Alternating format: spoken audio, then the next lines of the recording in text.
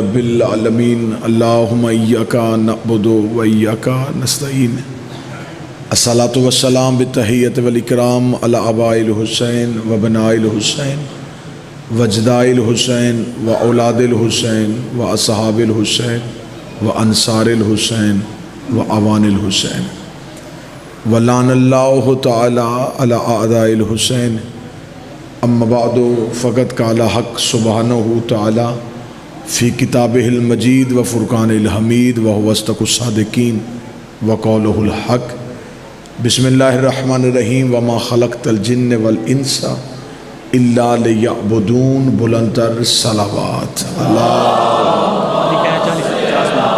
35 minute پڑھو بس 35 minute دعا ہے کہ آل محمد کا عظیم اور کریم اللہ اس بہترین عبادت کو اپنی بارگاہ میں شرف قبولیت عطا فرمائے۔ رب الحسین بحق الحسین جتنے بھی ہاتھ اس ذکر میں مانگنے کے لیے آئے اس عزت والی دہلیز سے کوئی بھی خالی ہاتھ واپس نہ جائے۔ اللہ بانی مجلس کی یہ پرخلوص عقیدت محبت بارگاہ سید الساجدین میں قبول و منظور ہو۔ آج کا یہ ذکر منسوب اور مخصوص ہے شفا کے حوالے سے۔ جتنے بیمار ہیں میرا مالک خالق خاک شفا کے واسطے میرا مالک انہیں صحت عطا فرمائے، اس وقت تک موت نہ آئے جب تک کربلا کی زیارت نصیب نہ ہو، ولی العصر کے ظہور میں تعجیل فرمائے، دعائیں قبولیت تک پہنچائیں، سہارا درود کریں، بلند آواز سے صلوات پڑھیں۔ اللہ صلی علی محمد۔ اجازت ہے ذکر شروع کیا جا سکتا۔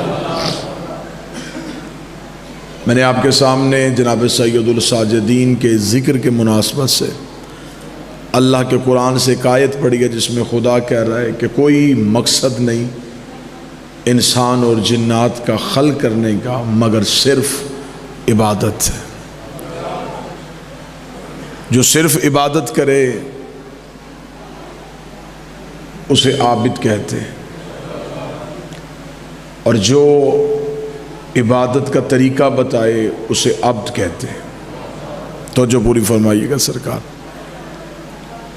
خدا نے قرآن میں ہمارے نبی کو جب بھی بلایا تو عبدہو کہہ کے بلایا۔ سبحان الذی اسریٰ بعبدہ، پاک ہے وہ جو لے گیا اپنے عبد کو۔ اس کا مطلب ہے عبد اسے کہتے ہیں جو معبود کا پتہ بتائے، جس کی عبادت ہو اسے معبود کہتے ہیں، جو عبادت کا طریقہ سکھائے اسے عبد کہتے ہیں، اور جو عبادت کرے اسے عابد کہتے ہیں۔ معبود اسے کہتے ہیں جو ایک لمحہ بھی بغیر عبادت کے نہ رہا ہو، مسجود اسے کہتے ہیں جو ایک لمحہ بھی بغیر سجدے کے نہ رہا ہو۔ ایک شخص نے امام صادق سے آگے سوال کیا، اس نے کہا مولا اللہ کی اول مخلوق کون ہے؟ فرمایا ہم آل محمد۔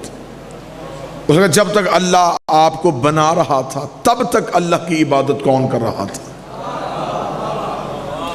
کسی چیز کو بننے میں وقت درکار ہوتا ہے۔ جب اللہ آپ کو خلق کر رہا تھا بے شک آپ سب سے پہلے ہیں، لیکن جب تک آپ خلق ہو رہے تھے اتنا عرصہ اللہ کی عبادت کس نے کی؟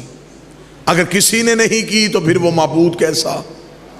اگر کسی نے اسے سجدہ نہیں کیا پھر وہ مسجود کیسا؟ امام مسکرا کے فرماتے ہیں نحن مشیت اللہ، ہم اللہ کا ارادہ ہے، جب سے اللہ ہے تب سے ارادہ۔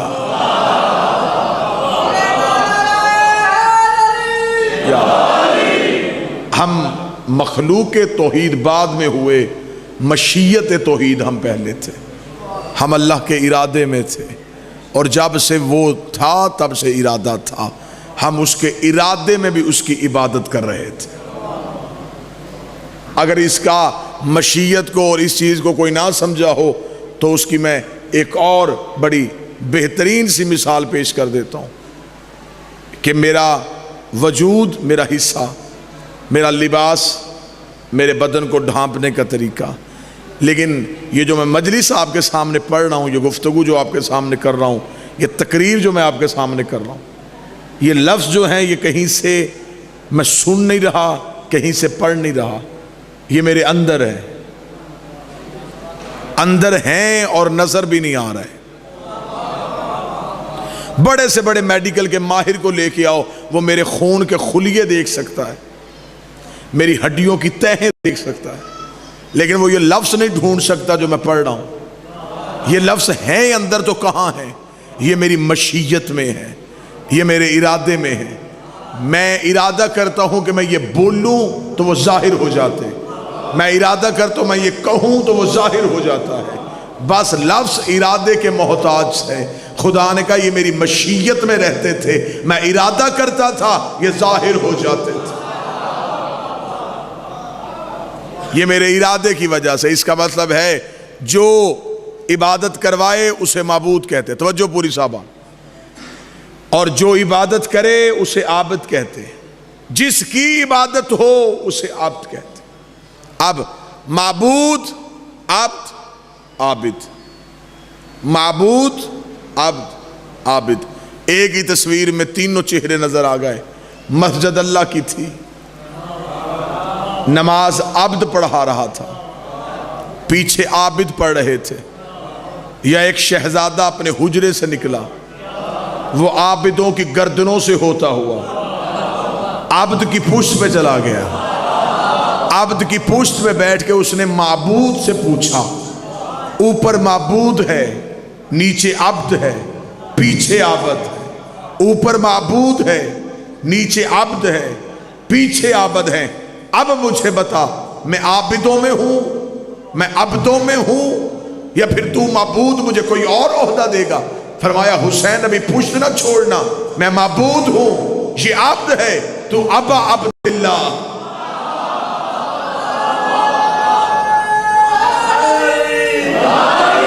تو اللہ کی عبدیت کا مالک ہے، جو اللہ کی عبدیت کا مالک ہو اسے حسین کہتے ہیں، اور جو اللہ کی عبدیت کی زینت ہو اسے زین العابدین کہتے ہیں۔ یہ میرا وہ امام ہے جس نے اللہ سے گفتگو کرنے کا طریقہ بتایا، جس نے بتایا ہے کہ اسے جھکنا کیسے ہے، جس نے بتایا ہے کہ اسے سجدہ کرنے کا طریقہ کیسا ہونا چاہیے۔ ہم بڑے مطمئن لوگ ہیں، ہم نے اسے امام نہیں بنایا جس نے بتوں کو سجدہ کیا ہو، ہم نے اسے امام بنایا ہے جس کے سجدے پہ وہ ناز کرتا ہو۔ اسے ہماری عبادتوں پہ ناز نہیں، اسے غرور ہے کہ اسے سجاد سجدہ کرتا ہے۔ جس نے سجدے کا طریقہ دیا اسے سید الساجدین کہتے ہیں۔ کتنا نفیس امام تھا جس نے آج تک اپنے جانور کو تازیانہ بھی نہیں مارا تھا۔ مشیر تھے یہ حسین کے، امام حسین علیہ السلام جس سے مشورہ کرتا تھا اسے سجاد کہتے۔ اب ایک سطر ہے میرے حلق میں، اگر میں آپ کی سماعتوں کے حوالے کروں، جو پورے اسلام کو تحفظ دے کربلا میں لا کے اسے حسین کہتے، اور جو پوری کربلا کو تحفظ دے اسے سجاد کہتے۔ ایک سطر اور پڑھ دیتا ہوں، جو کھلے ہاتھوں سے خیبر کا در اکھاڑے اسے علی کہتے، جو بدے ہاتھوں سے یزید کا تخت اکھاڑے اسے سجاد کہتے۔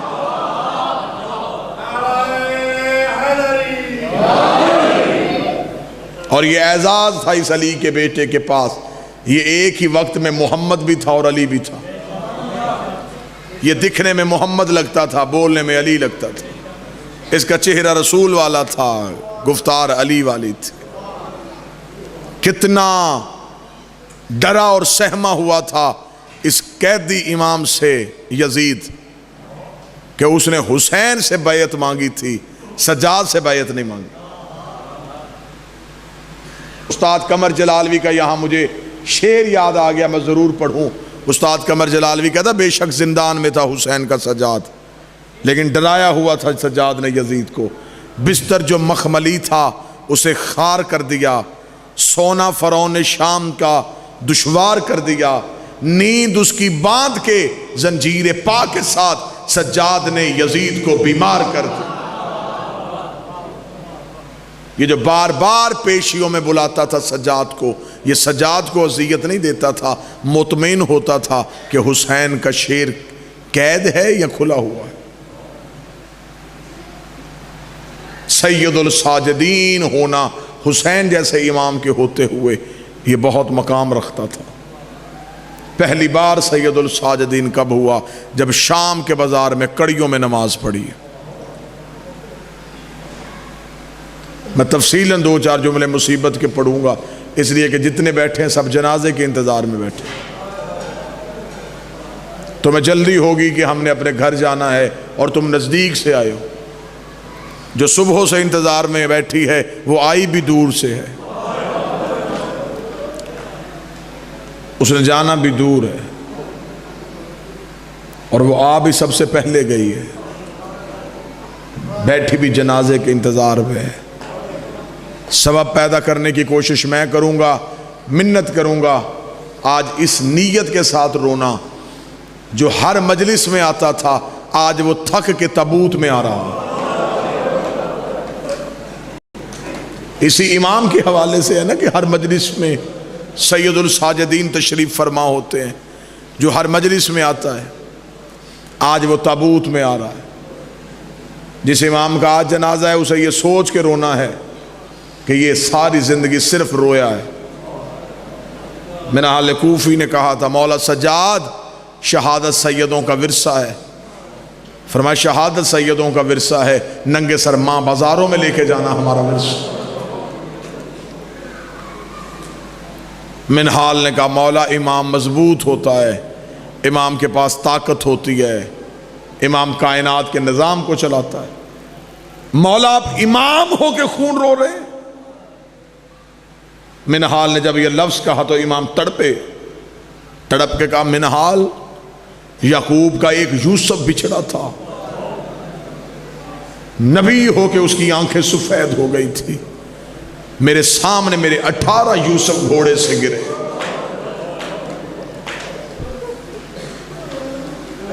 اس نے کہا مولا میں چاہتا ہوں کہ آپ کی آنسو بند ہوں، آپ رونا بند کریں۔ مولا نے کہا کیا کروں؟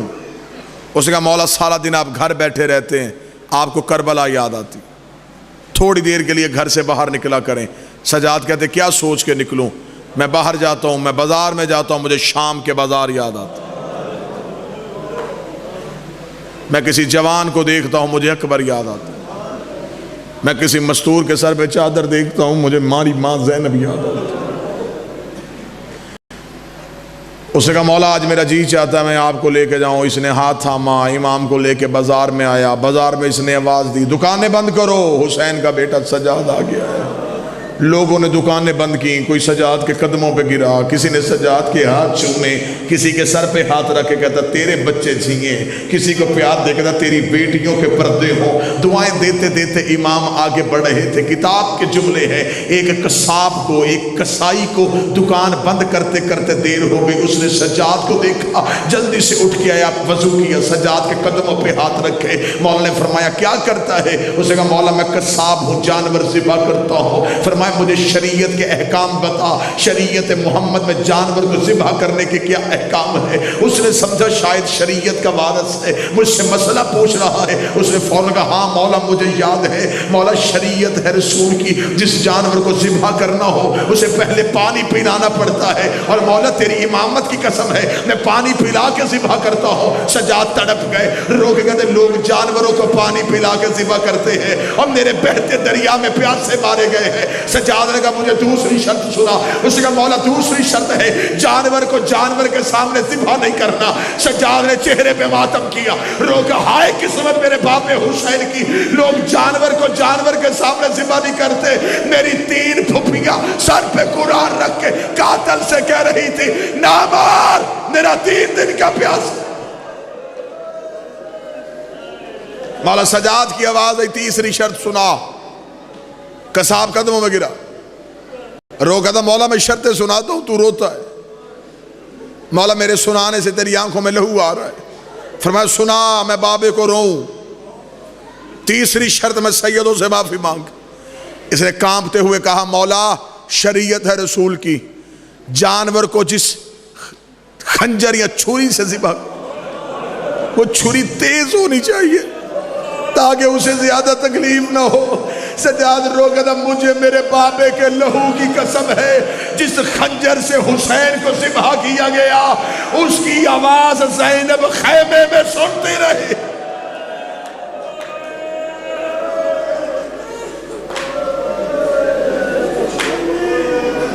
اللہ ان نوازوں پہ رحم کرے، بادشاہ یہ پرسہ قبول کرے۔ ہر امام نے امامت سنبھالی تو امامت کا پہلا مسئلہ، کسی نے امام سے دین پوچھا، علی نے سر پہ امامہ رکھا، لوگوں نے علی سے حکومت کے طریقے پوچھے۔ حسن نے سر پہ امامہ رکھا، لوگوں نے صلح کی تدبیریں پوچھی۔ حسین نے سر پہ امامہ رکھا، لوگوں نے دین کے مسئلے پوچھے۔ ہائے غربت سجاد کی، اس کے سر پہ دستار امامت کے بعد جو پہلا مسئلہ پوچھا گیا، وہ میں پہلا مسئلہ پڑھ لوں اور تو برداشت کرے۔ سجاد سے جو پہلا مسئلہ سجاد کی امامت کا پوچھا گیا، وہ سگی پھپھی نے پوچھا، کاندھا ہلا کے کہا سجاد آنکھیں کھول کے بتا، جل کے مر جائے یا خیمے سے باہر نکلے؟ سجاد کی امامت کا پہلا سوال۔ تڑپ کے سجاد نے کہا اماں مرنا خودکشی ہے، اسلام کے تحفظ کے لیے خیمہ چھوڑ۔ اب تڑپی علی کی بیٹی، اب کوئی ماتمی ہو تو ماتم کرے۔ بی بی عالیہ رو کے کہتی سجاد جواب آنکھیں بند کر کے نہ دے، آنکھیں کھول کے دے۔ سجاد کی آواز ہے اماں بند آنکھوں میں بھی شریعت یہی ہے، کھلی آنکھوں میں بھی شریعت یہ ہے۔ رو کے دی آنکھیں کھول، میرے سر پہ چادر کوئی نہیں۔ تڑپ کے سجاد کہتا اماں کہاں گئی چادر؟ فرمایا بابا مارا گیا، شمر خیمے میں آ گیا۔ ماں کی ردا اسی نیزے پہ چلی گئی جس نیزے پہ اکبر کا جگر تھا۔ تڑپ کے سجاد اٹھے۔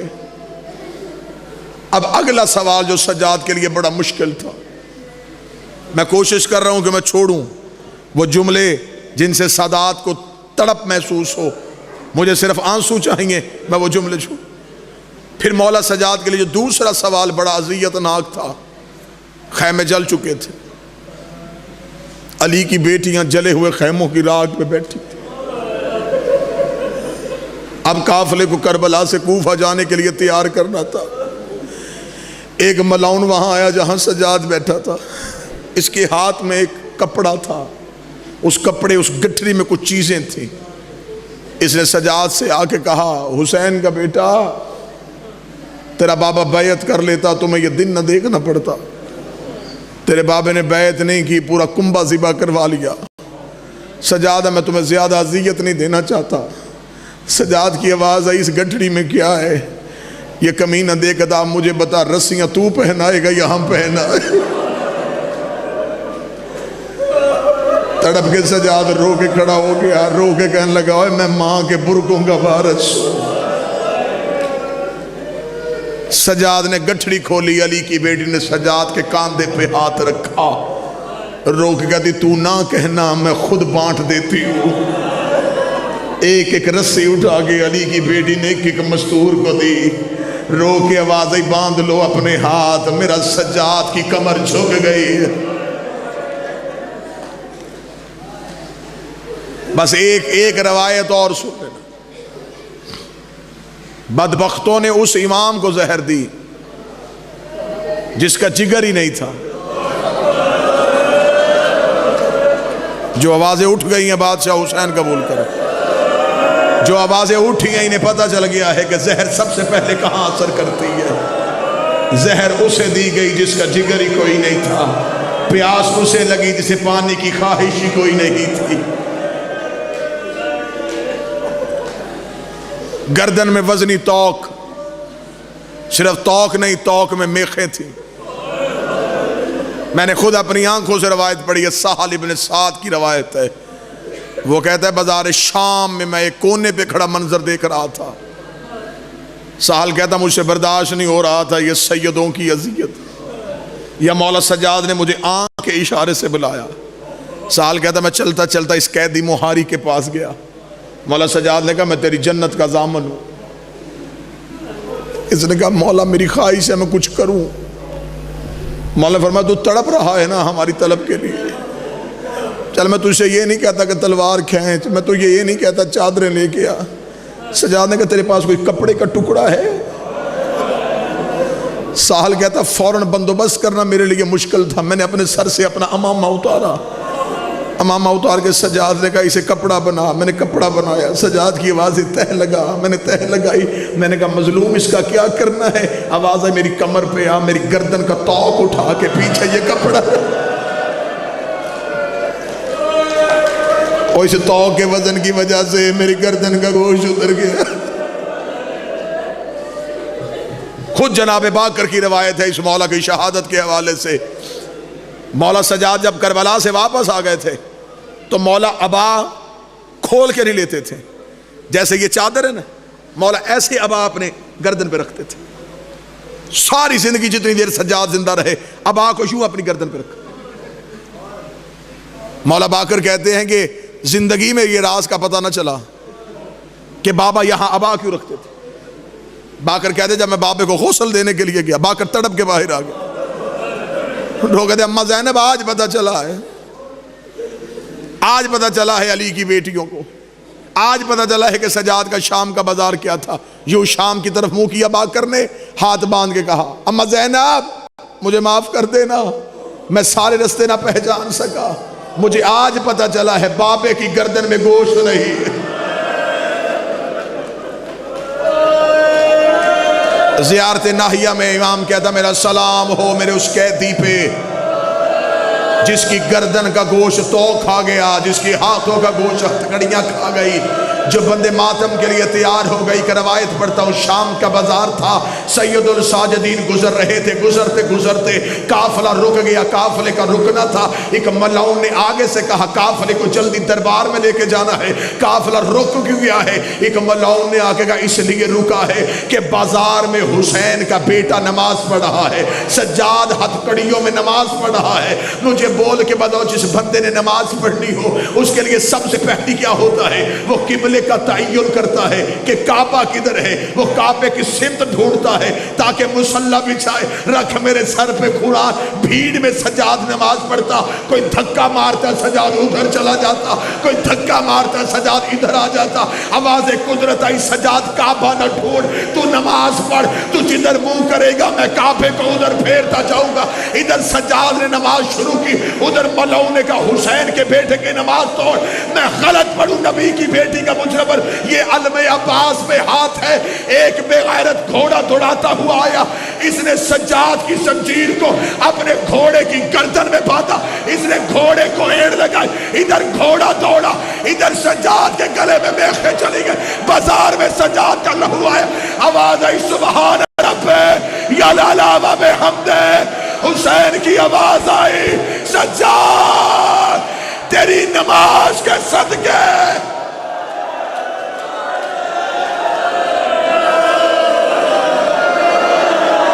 میرا لال تیری عبادت کے صدقے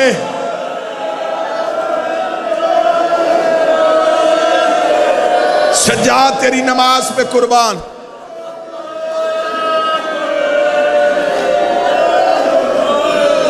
جنہوں نے جنازہ اٹھانا میں منت کروں گا جنازے کو سامنے لے کے آئیے گا تھا کہ میں 2 جملے پڑھوں سے۔ بازار میں سجاد کا لہو گرا، نماز بچ گئی، سجاد زخمی ہوگا، ذہن میری طرف کرنا، تمہیں حسین کا واسطہ مصائب خراب نہ کرنا، گردن زخمی ہو گئی، نماز بچ گئی، سجاد بازار میں ذبح ہو گیا۔ آخری روایت پڑھنے لگا ہوں، یہ معافی مانگوں گا، اسی روایت میں جنازے کی برآمدگی ہوگی۔ جتنے سید بیٹھے ہو، یہ نسل سادات کا آدم ہے جس کا آج جنازہ ہے، اسے کہا جاتا ہے آدم آل محمد۔ نسل ختم کر رہا تھا کربلا میں یزید، اس سجاد کی وجہ سے سیدوں کی نسل چل پڑی۔